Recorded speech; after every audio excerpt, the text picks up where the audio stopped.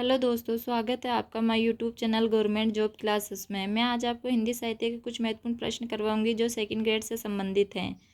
Question number first है, काशी नागरिक प्रचारणी सभा द्वारा प्रकाशित हिंदी साहित्य का वृहद इतिहास ग्रंथ में डॉक्टर नगेंद्र द्वारा लिखित खंड कौन सा है? तो इसका आंसर है रीति काव्य, 6 नंबर का खंड। फिर है, हिंदी साहित्य की पूर्व पीठिका ग्रंथ किसका है? तो राजवल्ली पांडे का है। नेक्स्ट है, हिंदी साहित्य का विकास ग्रंथ किसका है? तो धीरेन्द्र वर्मा का है। हिंदी साहित्य का उद्भव व विकास किसका है? तो हजारी प्रसाद द्विवेदी का।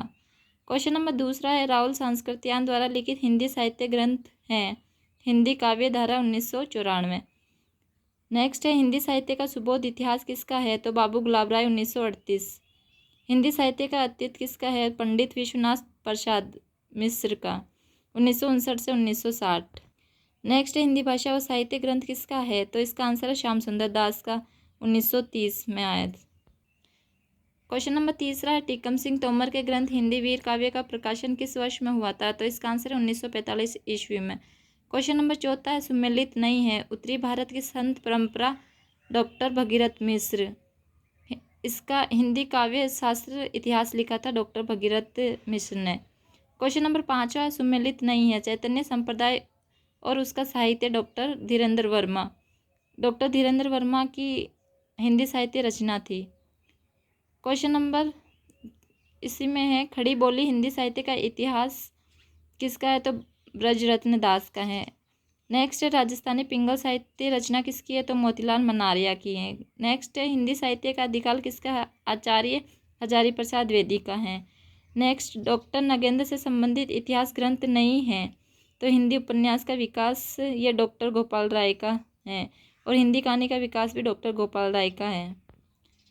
क्वेश्चन नंबर 7वां है, कौन सा क्रम सही नहीं है? तो मध्यकालीन खंडकाव्य डॉक्टर सियाराम तिवारी का। नेक्स्ट है, हिंदी गद्य का उद्गम व विकास किसका है? तो रामचंद्र तिवारी का है। पंजाब प्रांतीय हिंदी साहित्य का इतिहास किसका है? चंद्रकांत बाली का है। क्वेश्चन नंबर 8वां है, मध्यकालीन काव्य को 3 भागों में बांटने वाले आलोचक कौन थे? तो इसका आंसर है गणपति चंद्र गुप्त। क्वेश्चन नंबर 9वां है, कौन सा क्रम सही नहीं है? तो इसका आंसर है हिंदी साहित्य का मौखिक इतिहास राम खिलावन पांडे। नेक्स्ट है, हिंदी साहित्य का संक्षिप्त व सरल इतिहास किसका है? तो विश्वनाथ त्रिपाठी का है।